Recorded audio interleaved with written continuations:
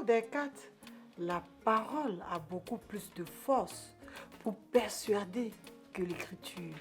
Bonjour à toutes, bonjour à tous. En effet, le leader féminin doit pouvoir communiquer sa vision et arriver à persuader, mais positivement les autres.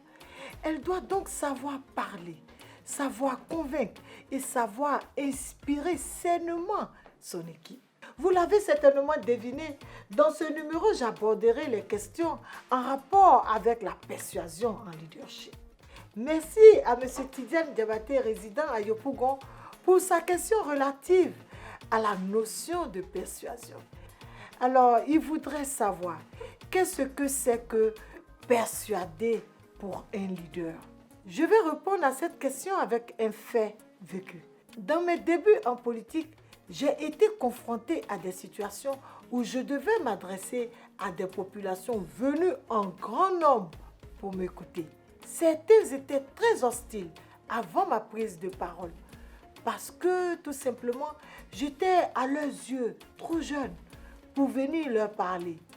Malgré le trac, j'ai pris la parole et j'ai démontré que eux et moi partageons des valeurs communes et qu'ensemble, on pouvait faire changer les choses.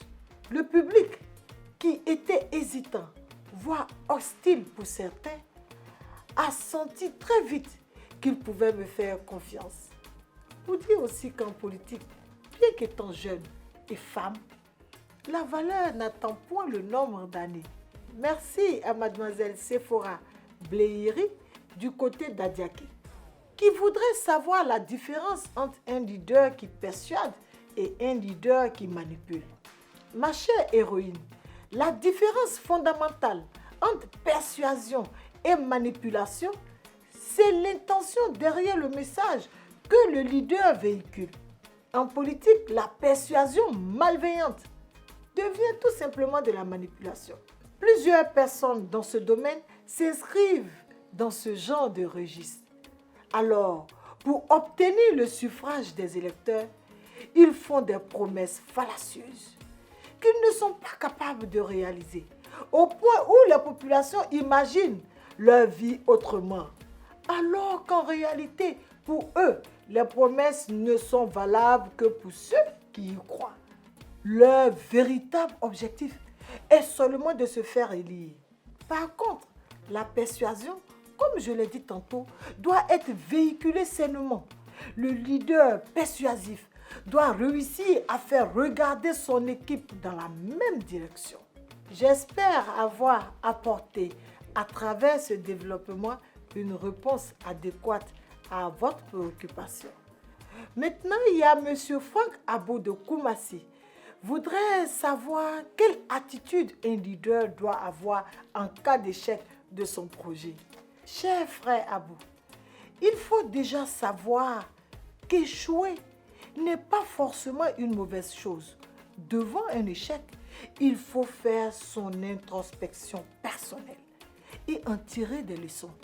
En milieu entrepreneurial, j'ai connu plusieurs échecs dans la mise en place de certaines activités.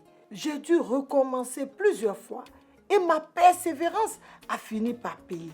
Aujourd'hui, ces activités évoluent et se consolident au fur et à mesure.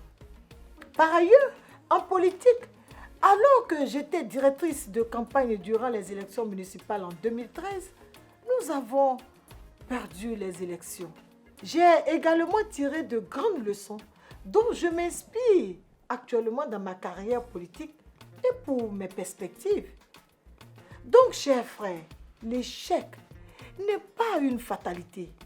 Ce n'est pas non plus du pessimisme, car une personne pessimiste ne se projette jamais. Mes chères héroïnes, je vous recommande d'écrire le mot persévérance en majuscule et gravez-le en vous, car il vous conduira inévitablement vers le succès. Femmes, osons briser les préjugés, osons nous engager, osons donc. N'oubliez pas de continuer de vous abonner à mes différentes plateformes et de partager mes liens, car le leadership féminin, dit-on, est d'abord et avant tout une question de partage. Retrouvez-moi le jeudi prochain pour un autre numéro du rendez-vous de l'honorable Adjaratou. Merci et à bientôt.